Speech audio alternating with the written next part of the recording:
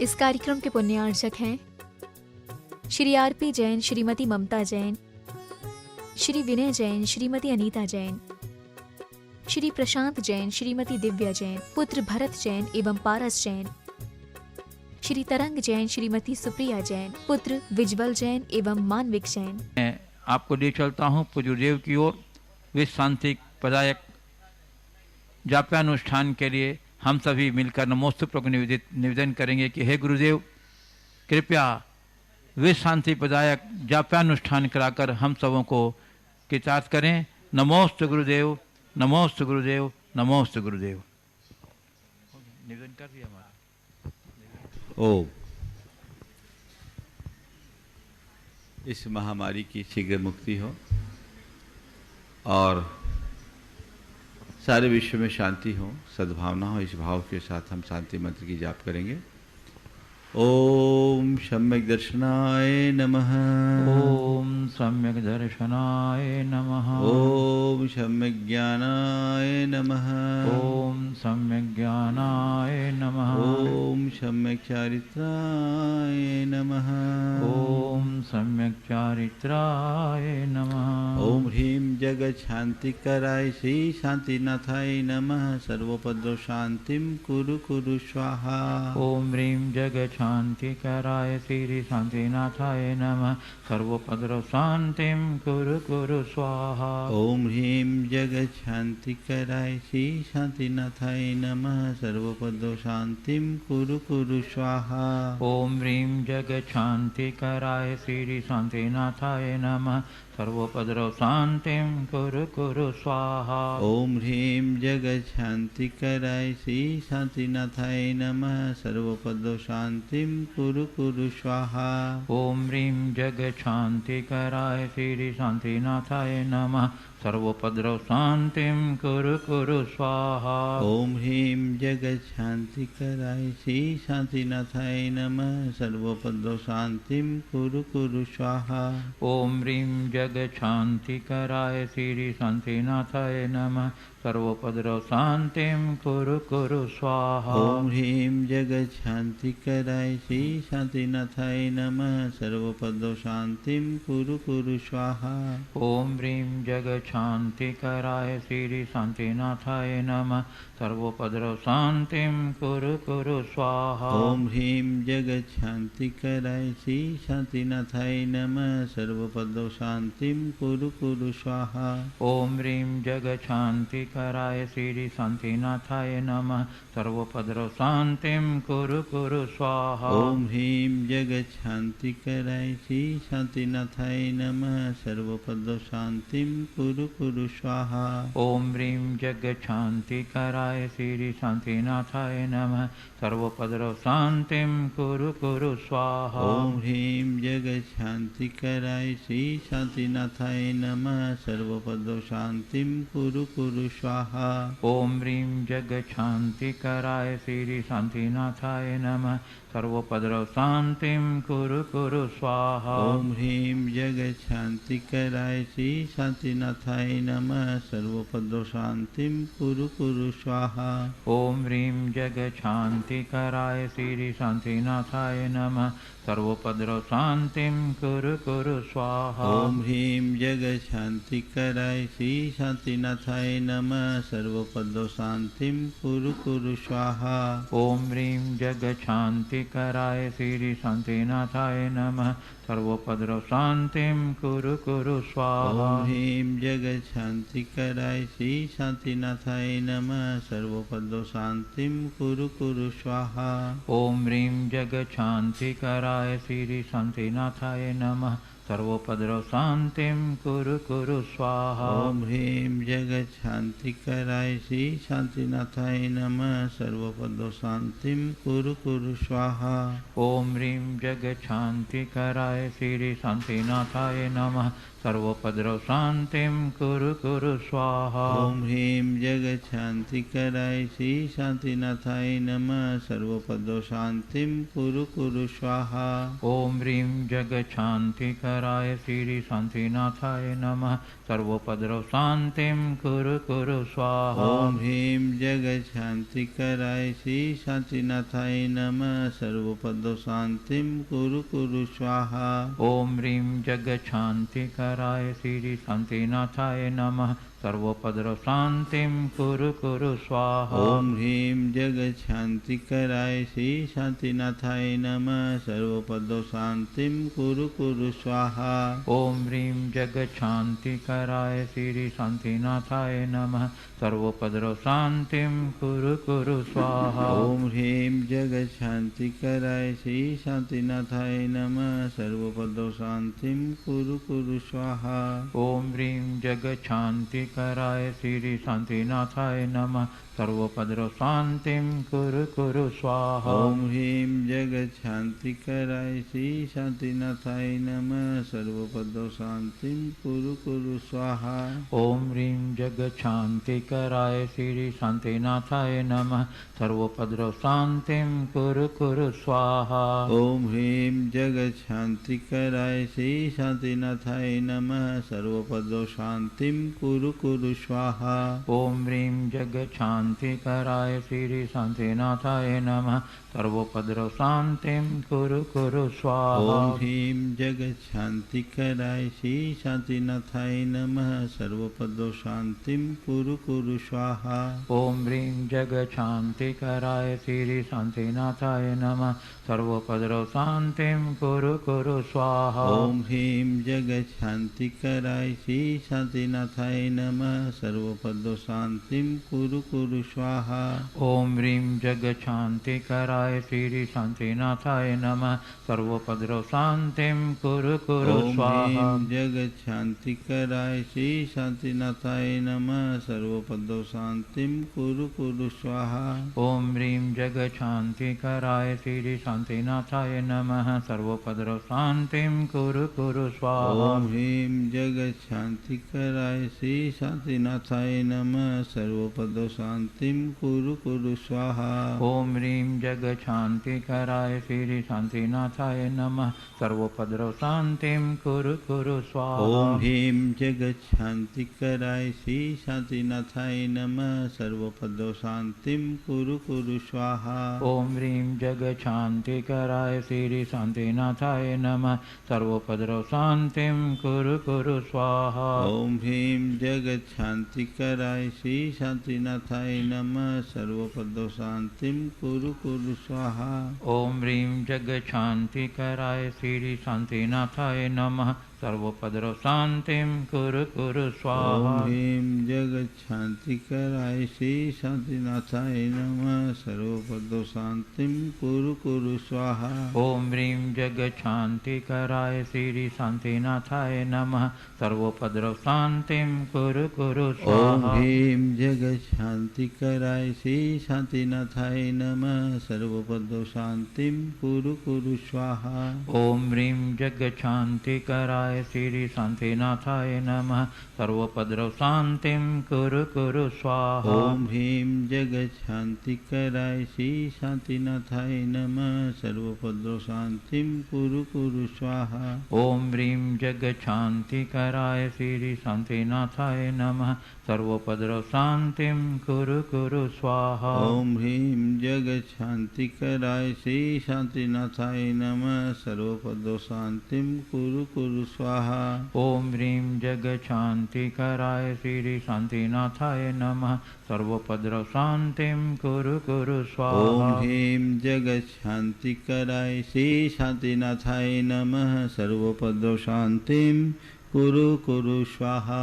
ओम ह्रीं जगच्छांतिकराय श्री शांतिनाथाय नमः सर्वोपद्रव शांतिं कुरु कुरु स्वाहा। ओम सम्यक दर्शनाय नमः। ओम सम्यक दर्शनाय नमः। ओम सम्यक ज्ञानाय नमः।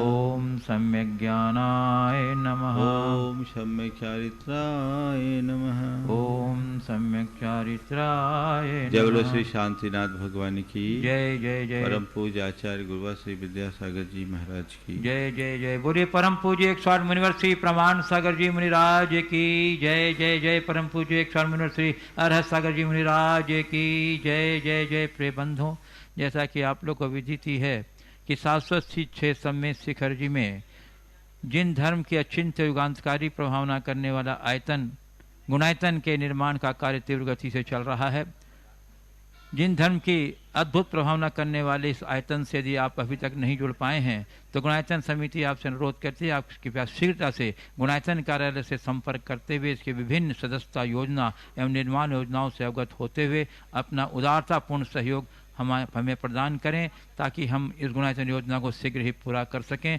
आप प्रतिदिन की शांति धारा के कार्यक्रम से भी पुण्यार्जन का सौभाग्य प्राप्त करके अपना उदारतापूर्ण सहयोग हमारे तक प्राप्त कर सकते हैं। हम आपके उदारतापूर्ण सहयोग के लिए सतत आभारी रहेंगे। बंधु, हमें प्रसन्नता है कि प्रतिदिन हमारे पास गुणायतन से जुड़ने वाले नए सदस्यों की स्वीकार्यता आती है। आज भी हमारे पास कुछ स्वीकार्यताएं आई हैं। मैं उनके नामों की उद्घोषणा कर रहा हूं और आपसे प्रेरणापूर्ण अनुमोदना की अपेक्षा रखता हूं।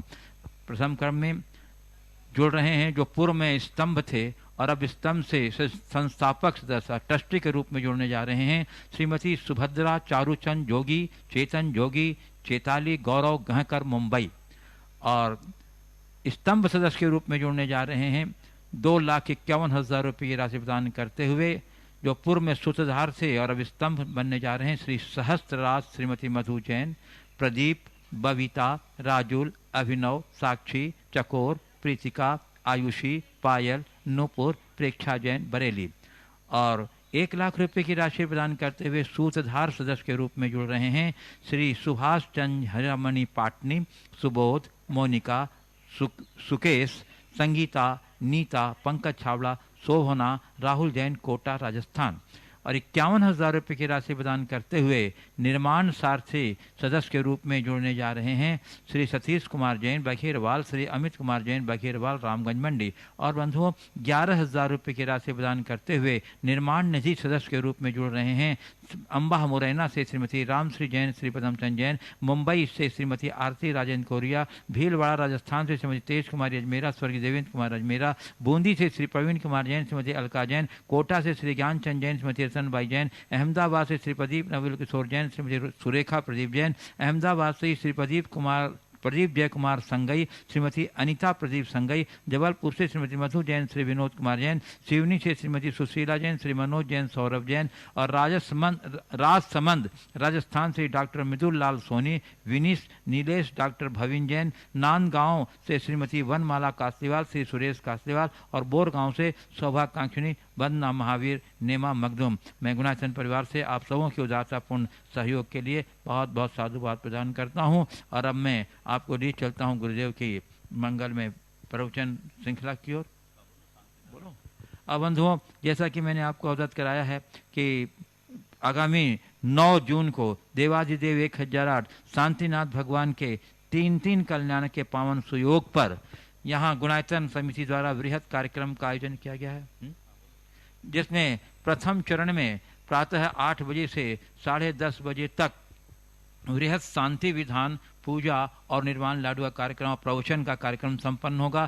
शांति विधान, विशेष शांति विधान होगा। वृहत शांति विधान भगवान के 1008 नाम के मंत्रों के पूर्वक और सारे मंत्रों का उच्चारण पूज्यदेव के मुखारबिंद से होगा। और इस पूरे कार्यक्रम का प्रसारण जिनवाणी चैनल के माध्यम से होगा। और बंधुओं, द्वितीय चरण में अपराह्न 3 बजे से लेकर 5:30 बजे तक में पहली बार वृहत शांति विधान जो मूल संस्कृत का है वो यहाँ आयोजित होने जा रहा है, जिसके समस्त मंत्रोच्चारण का उल्लेख का उच्चारण पूज्यदेव के मुखारबिंद से होगा। बहुत ही सुंदर और बहुत ही अच्छा सुयोग है हम लोग के लिए साथी से पुण्य अर्जन करने का। आप गुणायतन कार्यालय संपर्क करते हुए शीघ्र ही दोनों ही कार्यक्रमों में अपनी सहभागिता दर्ज कराकर साथी से पुण्य का अर्जन करें। बंधुओं, हाँ कुछ आए हैं, चलिए बंधुओं, कुछ स्वीकृतियाँ आई हैं हमारे पास।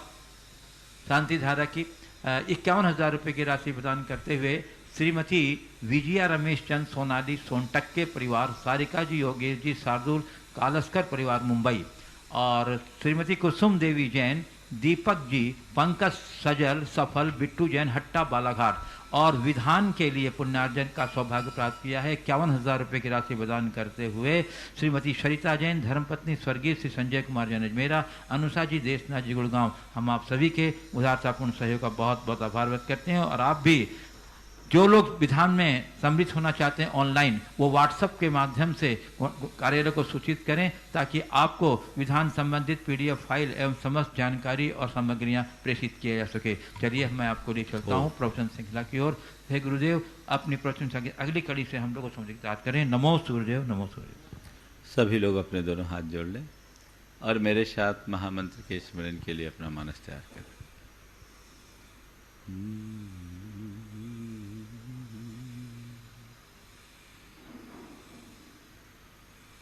नमो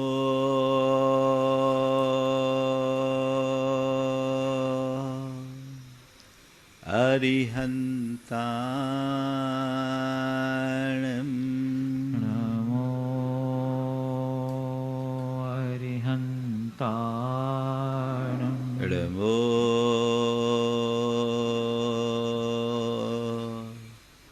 सिद्धाणं नमो सिद्धाणं नमो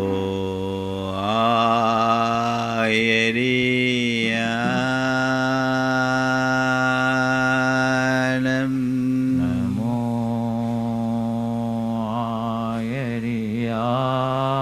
आयर्याणं नमो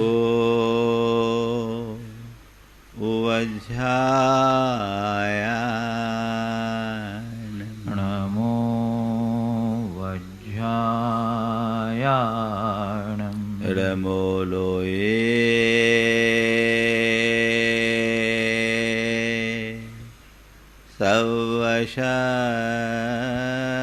सवशाहुनं नमो लोये सवसाहुणम् एषो पञ्च हळमुयारो एसो पञ्चनमो यारो सवपावपनाशिनो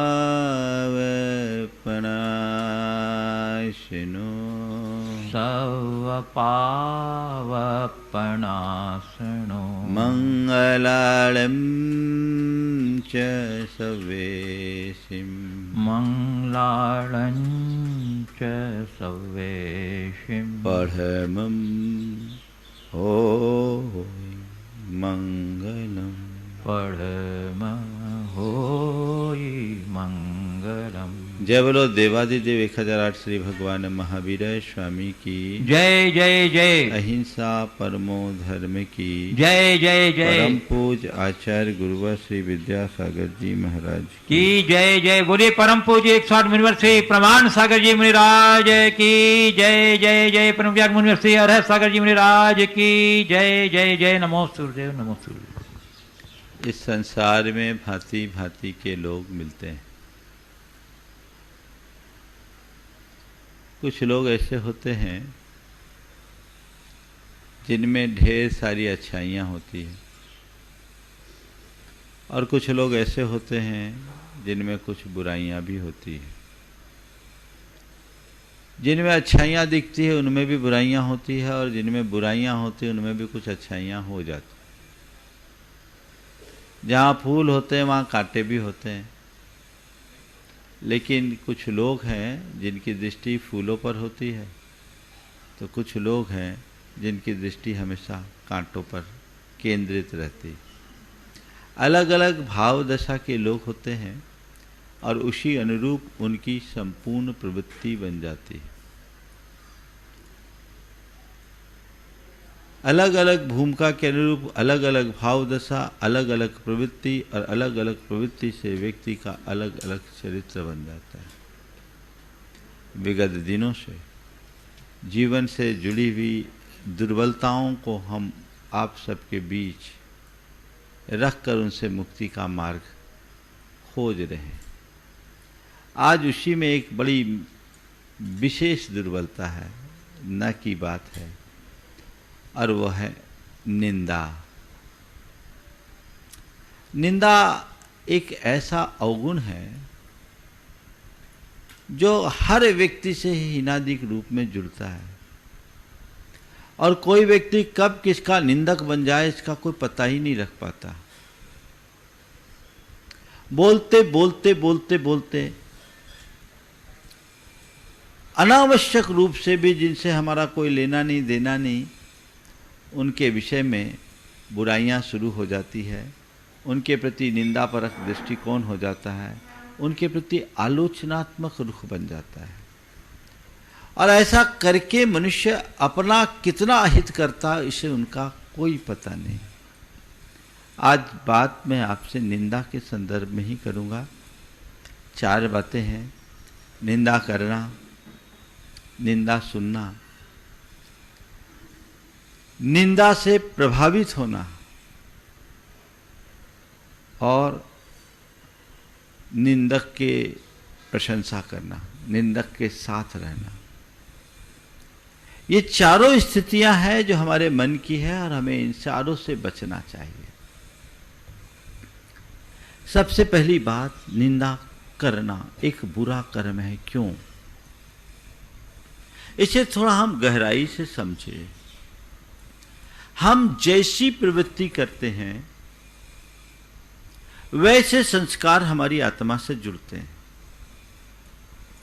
जैसा हम सोचते हैं, जैसा हम बोलते हैं, जैसी हम क्रिया करते हैं, वह सब कुछ हमारे भीतर अंकित हो जाता है।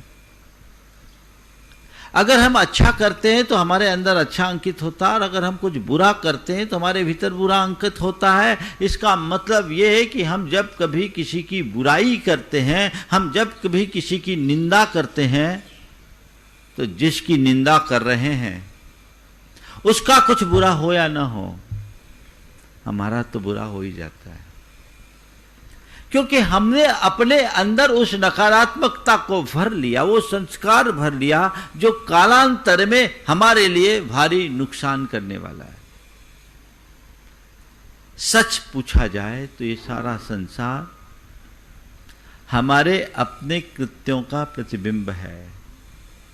जैसे कहीं ध्वनि की जाए तो ध्वनि ही प्रतिध्वनित होकर के वापस लौटती है, ऐसी स्थिति हमारी है।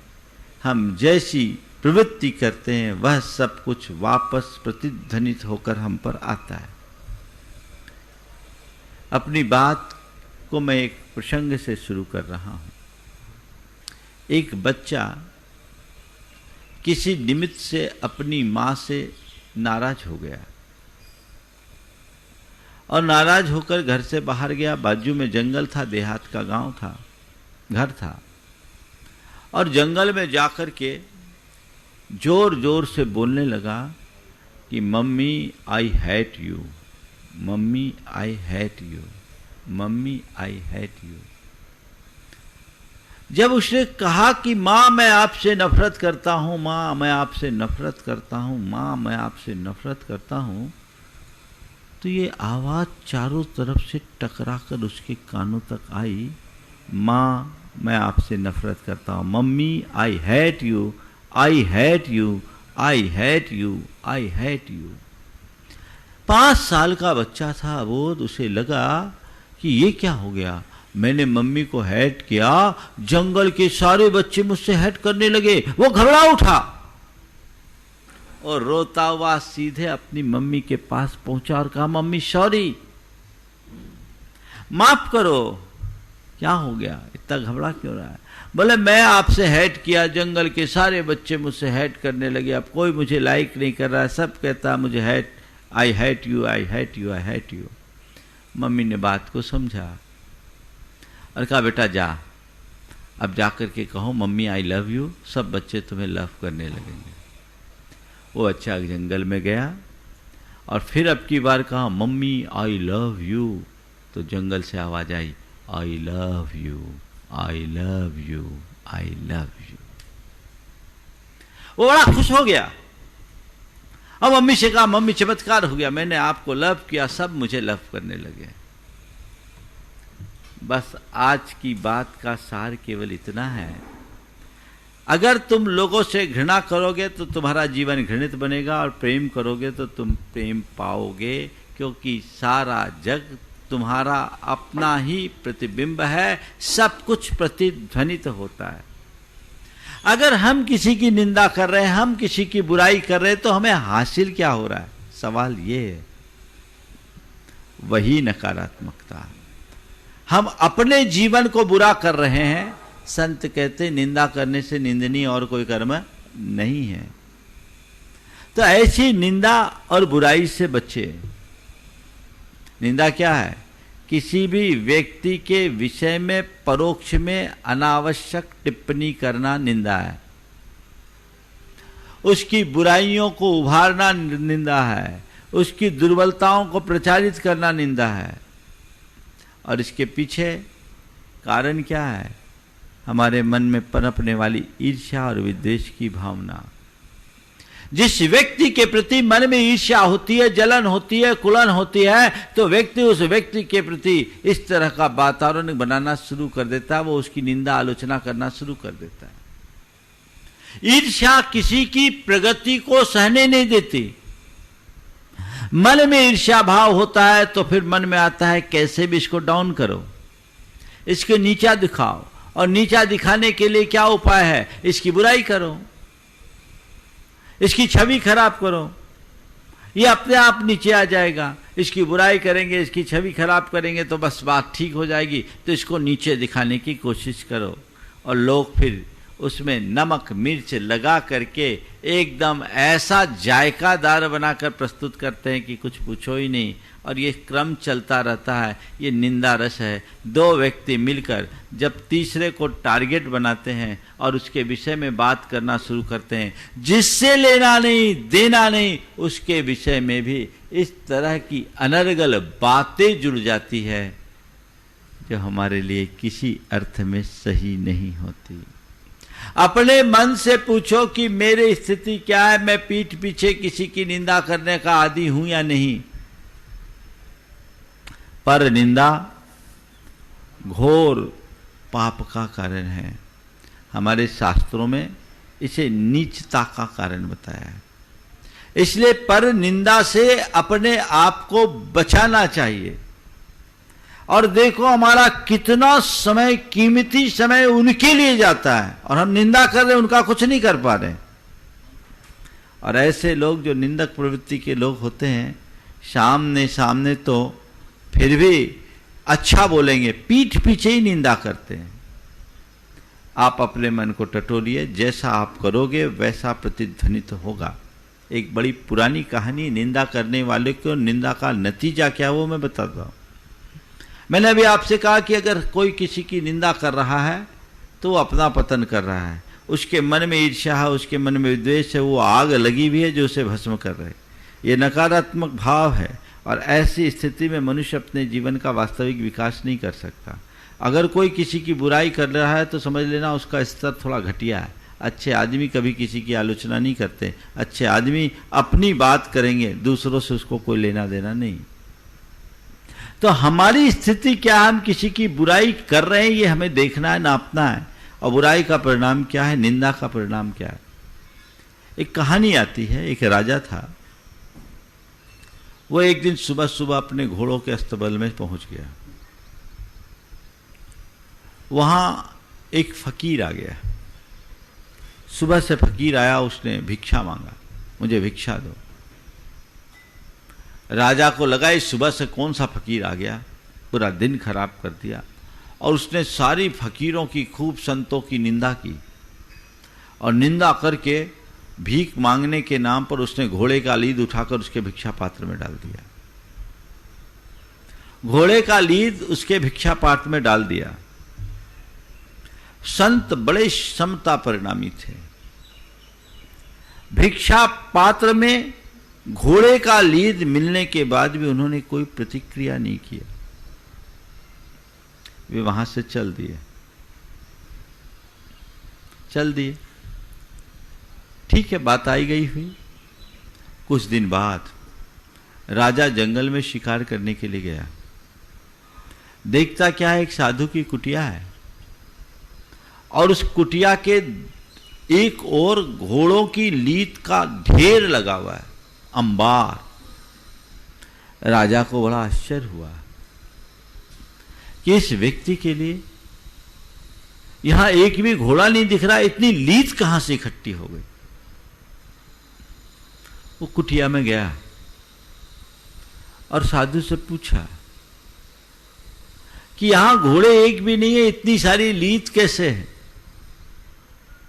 तो साधु ने कहा कि एक बार मैं यहां के राजा की भिक्षा के लिए गया था, राजा के यहां भिक्षा के लिए गया था। उस दिन राजा ने हम सब संतों की बड़ी निंदा की थी और भीख में लीद दी थी, उसे मैंने यहां लाके रख दिया और वही लीद अब इतना बड़ा ढेर बन गया। उसने जितना निंदा का पाप किया उसका ये ढेर लीद है। राजा सुना तो सकपका गया, ये तो मैं ही था। तुरंत चरणों में गिर पड़ा, कहा महाराज महाराज कोई उपाय बताइए, मैं इस पाप से बचना चाहता हूं, मुझसे भूल हो गई, मुझे क्षमा कीजिए। संत ने कहा क्षमा है, लेकिन जो तुमने गलत किया है उसको तो भोगना ही पड़ेगा। कोई उपाय बताइए इससे बचने का, कोई उपाय बताइए। संत ने देखा कि हृदय में इसकी बचने की प्रबल इच्छा है, तो उन्होंने कहा एक उपाय है। बोले क्या? तुम्हें एक कोई ऐसा काम करो जो दिखने में गलत हो पर गलत ना हो। कोई ऐसा काम करो जो दिखने में गलत हो पर गलत ना हो, इससे तुम्हारा निंदा का पाप कम हो जाएगा। राजा को तो दिमाग में आ गया था कि ये पाप मेरे सिर पर है। आया और शराब की एक बोतल लेकर उसमें पानी भरकर चौराहे पे बैठ गया और शराबियों जैसा हरकत करना शुरू कर दिया। अब क्या है, सर्वत्र राजा का अपयश फैल गया, राजा की निंदा फैलने लगी। राजा को क्या हो गया, राजा तो बौरा गया, ये ऐसा कर रहा है वैसा कर रहा है, राजपाट सबका सत्यानाश, ये तो महाव्यसनी और व्यभिचारी है। राजा की निंदा हुई, राजा ने सहज भाव से अपनी निंदा सुनी और उसके बाद जब दोबारा उस संत की कुटिया में पहुंचा तो देखा वहां से लीद का ढेर गायब था, बस उतनी ही लीद थी जितना राजा ने दी थी। उसने पूछा महाराज ये लीद कहां चले गई? बोले कुछ नहीं, तुम्हारा पाप तुम्हारे यहाँ की जनता में बट गया, क्योंकि तुम्हारी जितनी निंदा हुई उन सब के शेयर में ये लीद चले गए। कहने का तात्पर्य केवल ये है, ये कथा पौराणिक है, पृथु राजा से संबद्ध है, लेकिन ये एक हम सबको एक बहुत बड़ी प्रेरणा देता है। अनावश्यक रूप से लोग अपने आप को पाप से भरते हैं। ऐसा कृत्य हम क्यों करें?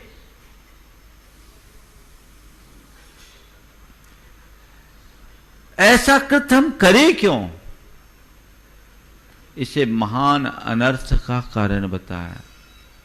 हमारे शास्त्रों में पर की निंदा को नीच गोत्र का कारण निरूपित करते हुए तिर्यंच गति में कुयोनियों को प्राप्त करने का हेतु बताया। और इसी बात को रामचरितमानस में परम धर्म श्रुति विदित अहिंसा पर निंदा सम अघ्न गरीषा कहते हुए व्याख्या की कि जो लोग निंदा करते हैं वो क्या बनते हैं। तो वहां लिखा वो कौवा बन जाएगा, वो उल्लू बन जाएगा। और एक जगह लिखा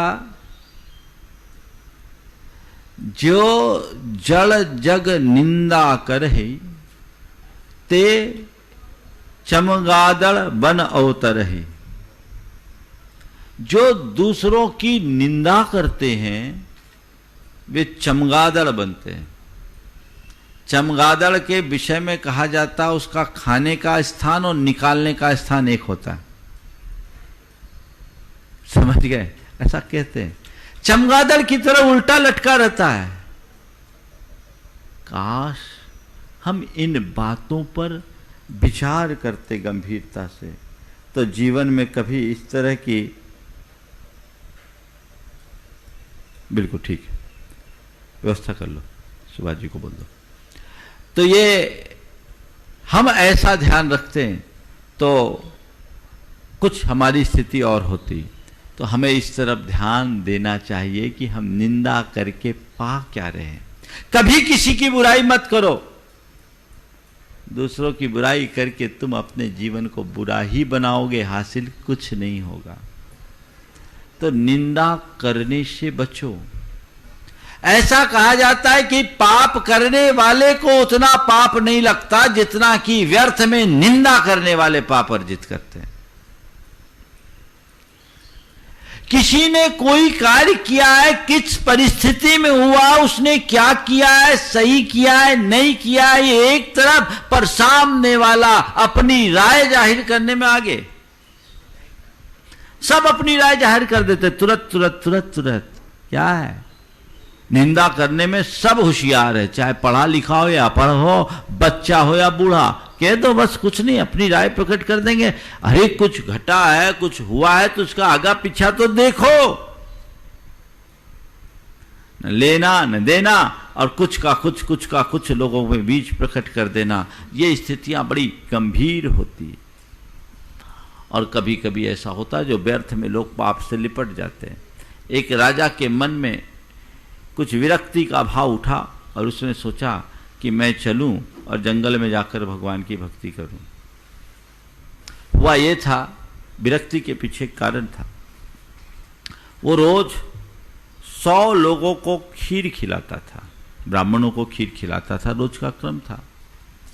एक दिन ऐसा हुआ कि वो खीर खिलाया और कहीं खीर, रसोईया खुले में खीर बना रहा था। इसी बीच कहीं से एक चील उड़ करके जा रही थी, सांप को पंजे में लेकर। सांप को पंजे में लेकर के चील उड़ रही थी और सांप अपनी आत्मरक्षा के लिए चील को बार बार दंश मार रहा था। उसका विष मुख से निकल रहा था। इसी मध्य वो विष उसके दूध में गिर गया। रसोइये को कोई आता पता नहीं। हाँ, दूध गिर गया, रसोइये को कोई आता पता नहीं। अब क्या स्थिति है? खिला दिया, 100 के 100 लोग मारे गए। अब लोक में राजा का अपयश फैल गया कि राजा तो बड़ा क्रूर है, इसने 100 लोगों की हत्या कर दी। इसने 100 लोगों की हत्या कर दी। इस बात से राजा का मन विरक्त हो गया। वो राज छोड़ करके निकला कि चलो थोड़ा जंगल में चलते हैं, हम कुछ प्रभु भक्ति में अपना समय बिताएंगे। हाँ हाँ, प्रभु भक्ति में अपना समय बिताएंगे, जंगल चलते हैं। और जंगल चलने के भाव से वो निकला। एक गांव में पहुंचा, गांव के चौपाल में लोगों से पूछा कि भाई यहाँ कोई भक्त है जहां मैं रात बिता सकूं और भक्ति कर सकूं। गांव वालों ने कहा एक भाई बहन दोनों यहाँ रहते हैं, आप वहां रात बिता सकते हैं, वहां आप रात बिता सकते हैं। ठीक, वो गया, उनने उसका आत्मीय स्वागत किया। राजा ने रात बिताई। सुबह जो बहन है वो भगवान के भजन में बैठी से उठी नहीं। रोज तो समय पर उठ जाती, उस दिन बहुत विलंब से उठी। जब उठी तो उसके भाई ने कहा आज क्या बात है, तुम इतनी देर तक भगवान की भक्ति में लगे रहे, अपने घर मेहमान अतिथि आए हुए हैं, उनको नाश्ता देना था, जलपान कराना था, और तुम कितना विलंब हो गया। बोले क्या करूं, एक मामला उलझ गया था, आज मामला उलझ गया था। बोले क्या? बोले धर्मराज के पास एक विचित्र प्रकरण आ गया। बोले क्या प्रकरण आ गया? बोले वहां प्रकरण ये आया कि राजा के खीर से जो 100 लोग मरे, इसका पाप किसको? राजा को,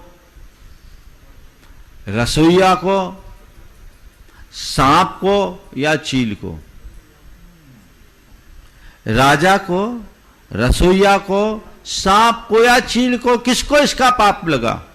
यह मामला उलझा हुआ था, इसलिए मुझे विलंब हो गया। बोले फिर क्या हुआ? बोले अभी कोई फैसला नहीं हो पाया। इसका फैसला नहीं हो पाया। मामला इतना पेचीदा है कि धर्मराज अभी निर्णय ले पाए किसका पाप किसके सिर पर है। राजा को लगा यहां मामला तो अलग है। उसने कहा अगर आपकी अनुमति हो तो मैं एक दिन यहां और रुक सकता हूं। बोले शायद स्वागत है। अब वो रात रुक गया। रात रुकने के बाद इधर राजा रात रुका और चौपाल में चर्चा आ गई, ये आदमी दुष्ट प्रकृति प्रतीत होता है, भक्ति का नाटक करने के लिए आया है, उसकी दृष्टि उसकी जवान लड़की पर है, वो रात वहां रुक रहा है, उसके साथ पता नहीं क्या करेगा, कहीं लड़की को भगा करके नहीं ले जाएगा। चौपाल में ये चर्चा, चौपाल में ये चर्चा चालू हो गई। और दूसरे दिन वह जब अपनी भक्ति में बैठी तो समय के अनुसार रोज का जो समय लगता था बस उससे जल्दी फ्री होके आ गई। पूछा क्या हुआ आज तो आप बहुत जल्दी आ गए। बोले हो गया, शाम काम हो गया और फैसला हो गया। बोले क्या फैसला हो गया। बोले फैसला ये हो गया कि उसका सारा पाप इस गांव के चौपाल के लोगों ने जो राजा की निंदा की है उसको मिल गया, उन सब में सारा पाप बट गया। इसमें न राजा को पाप लगा, न रसोइये को पाप लगा, न सांप को पाप लगा, न चील को पाप लगा, किसी को पाप नहीं लगा, सब उससे मुक्त हो गए। पता नहीं ये कहानी कब की है, लेकिन इसका कथ्य बड़ा सत्य है। अनावश्यक रूप से लोग पाप अर्जित कर लेते हैं। हम उस पाप से अपने आप को बचाने का प्रयास करें, पुरुषार्थ करें, तो हमारे जीवन के लिए एक विशेष उपलब्धि बन सकती है। क्यों हम पाप कर रहे हैं? बिना किए पाप अर्जन करना है तो किसी की निंदा कर लो। 24 घंटे निंदा करते हैं, शुरू हो जाए पता ही नहीं। तो भैया ऐसे निंदा की प्रवृत्ति से बचो। निंदा सुनना भी गलत है, जितना करना उतना सुनना। अगर करने वाले को सुनने वाला नहीं मिलेगा तो करेगा किसके? तुम सुनो क्यों? अगर कोई किसी के विषय में निंदा करता है, बुराई करता है, कुछ उल्टा बोलता है, हमको सुनना ही नहीं। ऐसी बातों से हमें कोई मतलब नहीं। अच्छी बात हो तो बोलो, बुरी बात में हमें अपना जीव उलझाना ही नहीं। तुम जानो तुम्हारा काम जाने, हमको सुनना ही नहीं, ऐसा मनोभाव जगाइए तो कभी कोई कठिनाई नहीं होगी। कोई कितनी भी निंदा कर दे, हमको नहीं सुनना, नहीं सुनना तो नहीं सुनना, नहीं सुनना तो नहीं सुनना। ऐसी दृष्टि जगा करके हम अपने जीवन को क्या अच्छा नहीं बना सकते? लेकिन मुझे लगता है लोग निंदा करने में जितना रस लेते हैं, निंदा सुनने में भी उनकी उतनी ही रुचि होती है। किसी की अच्छाई की बात करो, लोग उतनी रुचि से नहीं सुनेंगे, लेकिन किसी की बुराई की बात करो तुरंत सुन लेंगे। यह भी गलत है। और तीसरी बात, निंदक पर विश्वास करना। जो निंदा कर रहा है उसने किसी की बुराई की और तुमने उसको सच मान लिया, और सच मानकर यहीं नहीं रुके, उसको क्या किया? फॉरवर्ड कर दिया। आजकल तो सोशल मीडिया के माध्यम से यही निंदा पुराण चलता है। कई लोग तो पढ़े बिना भी फॉरवर्ड कर देते हैं, पूरे वातावरण को जहरीला बना देते हैं। ऐसा करके क्या हासिल होगा? निंदक की बात पर कभी भरोसा मत करना, और निंदक पर भरोसा मत कर लेना। ध्यान रखना, आज जो दूसरों की निंदा तुम्हारे सामने कर रहा है, वो कल तुम्हारी निंदा दूसरों के सामने किए बिना नहीं रहेगा, क्योंकि उसमें बीमारी है। अगर दूसरे की बुराई तुम्हारे समक्ष कर रहा है तो तुम्हारी बुराई दूसरे के लिए जरूर करेगा। इसलिए इसकी तरफ ध्यान रखो और निंदा से अपने आप को बचाओ। निंदक पर विश्वास मत करो, निंदक की बातों पर विश्वास मत करो, वो कहीं का नहीं है। ऐसे व्यक्ति को हतोत्साहित करना चाहिए। एक बार कोई आए तुम्हारे सामने दूसरे की बुराई, भैया कोई अच्छी बात है तो बात करो, हमें गंदगी नहीं सुनना, हमें कोई मतलब नहीं, तुम जानो तुम्हारा काम जाने। इसी तरह से होना चाहिए। मैं तो अपने संपर्क में आने वाले लोगों को जांचता हूं और उन पर उसी हिसाब से भरोसा करता हूं। मैं देखता हूं जो आदमी दूसरों की आलोचना करता है, मेरी दृष्टि में मैं उसको अपना नंबर कम कर देता हूं। मेरी दृष्टि में वो ठीक नंबर के लायक नहीं होते, उनको मैं गौण कर देता हूं। ठीक है, भले प्रकट में मैं कुछ नहीं कहूँ, पर समझ जाता हूँ ये आदमी कितने पानी में है। हमें ये देखना है कि हम एक अच्छा व्यक्ति कभी किसी की बुराई नहीं कहेगा, वो कहेगा तो अच्छा ही कहेगा, या बुराई हो तो उसके प्रति तटस्थ हो जाएगा। लेकिन जिन व्यक्तियों की सोच उथली होती है, जिनके चेतन का स्तर हल्का होता है, वो कहीं हो बुराई करना शुरू कर देंगे, क्योंकि वो उनके अंदर का फ्रस्ट्रेशन है, उनके अंदर ईर्ष्या है, उनके अंदर असहिष्णुता है, तो किसी के गुण को पहचान ही नहीं पाएंगे। और ऐसा करके वो स्वयं के साथ कितना अनर्थ कर लेते हैं, उनको खुद को पता नहीं रहता। इसलिए निंदा करना नहीं, निंदा सुनना नहीं, और निंदक पर विश्वास मत करना, और कोई तुम्हारी निंदा करे तो विचलित मत होना। तुम्हारी निंदा कोई करे विचलित मत हो, प्रभावित मत हो, तुम अपना काम करो। ध्यान रखना, गुणी की निंदा होती है, अवगुणी की नहीं। हमेशा अगर तुम्हारा कोई नया निंदक पैदा हुआ तो देख लेना तुम्हारे भीतर कोई नया गुण हुआ होगा। अपने लक्ष्य के प्रति समर्पित रहते हुए आगे बढ़िए। कोई तुम्हारी कितना भी निंदा करे, आलोचना करे, बुराई करे, उसकी तरफ ध्यान ही मत दो, उसको उसकी बला पे छोड़ दो। वो जाने, उसका काम जाने, हमें कोई काम नहीं करना। हमें तो अपना रास्ता देखना है, अपना मार्ग प्रशस्त करना है और अपने जीवन को आगे बढ़ाना है। जो लोग दूसरों की निंदा से प्रभावित हो जाते हैं, वे अपने लक्ष्य को कभी हासिल नहीं करते। मुझे, मेरे हाथ में केवल यह है कि मैं सही चलूं। धुआं उड़ाने वाले को उड़ाने दो, वो तो उनका काम है। बिना धुआं उड़े ज्योति जल नहीं सकती। हमारी दृष्टि धुएं की तरफ नहीं, ज्योति की तरफ होनी चाहिए, और एक ही लक्ष्य होना चाहिए, धुआं जितना उड़ना है उड़ने दो, मेरी ज्योति सुरक्षित रहनी चाहिए। अपने ऊंचे लक्ष्य को जो साथ लेकर के चलते हैं, अपने लक्ष्य को जो साथ लेकर के चलते हैं, वही अपने जीवन को ऊंचा उठा सकते हैं, महान बना सकते हैं। तो हम आज इस निंदा की प्रवृत्ति से अपने आप को बाहर निकालें और अपने जीवन के पथ को प्रशस्त करें।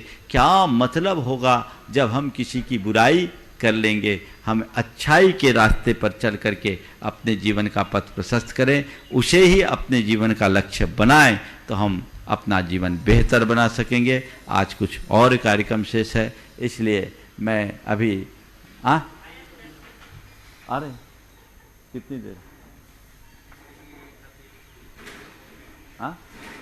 ठीक है, तो आज यहीं पर विराम लेते हैं। 10 मिनट पहले मंगल भावना की 4 पंक्तियों के साथ विराम लेंगे। जो बातें मैंने आज आप सबसे की है, सार में ज़्यादा कहने की जरूरत नहीं।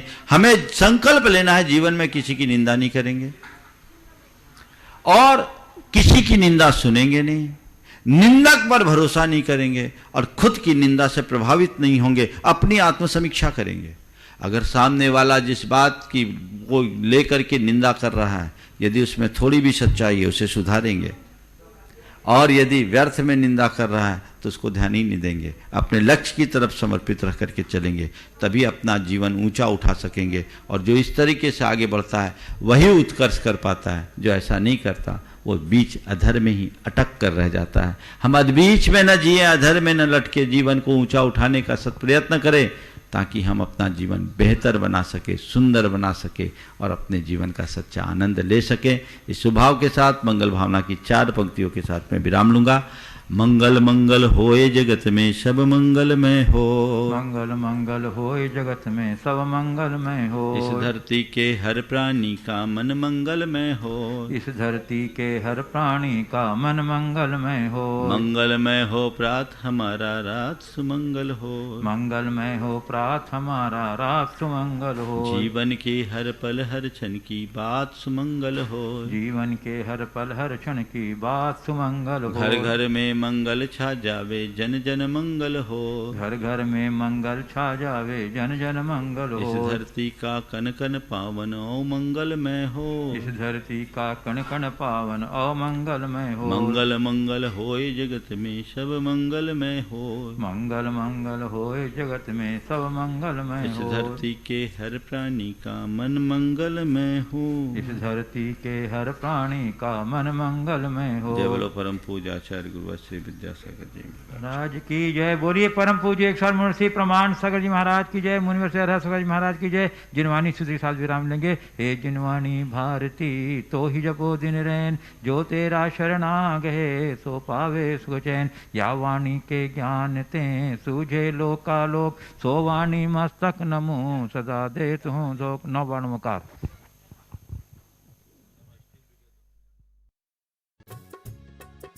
इस कार्यक्रम के पुण्यार्चक थे श्री आरपी जैन, श्रीमती ममता जैन, श्री विनय जैन, श्रीमती अनीता जैन, श्री प्रशांत जैन, श्रीमती दिव्या जैन, पुत्र भरत जैन एवं पारस जैन, श्री तरंग जैन, श्रीमती सुप्रिया जैन, पुत्र विज्वल जैन एवं मानविक जैन।